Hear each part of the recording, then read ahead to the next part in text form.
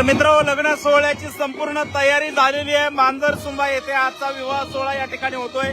नवरदेव सुद्धा तयार आहेत, त्यामुळे सगळ्यांना विनंती आहे लवकर वेळेवर उपस्थित राहा आणि आपल्या नवरदेव नवरीला आशीर्वाद देण्यासाठी सगळ्यांनी उपस्थित राहा असं सगळ्यांना आव्हान आहे।